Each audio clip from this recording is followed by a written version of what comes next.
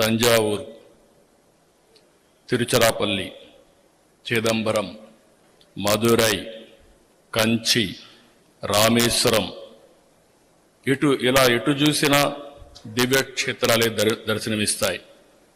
అరుణాచల శివుణ్ణి చూసేందుకు ఆంధ్రప్రదేశ్ మొత్తం వస్తూ ఉంటారు ఇక్కడికి. అది ఒక ఆనవాయితీగా ముందుకు పోతున్నాం. మనందరికి కూడా ఒకటి గుర్తుపెట్టుకోవాలి, తమిళ్, తెలుగు, కన్నడ, మలయాళం, మన భాష ఏదైనా మనమంతా ద్రవిడులం, దాంట్లో ఏమాత్రం కూడా సందేహం లేదు.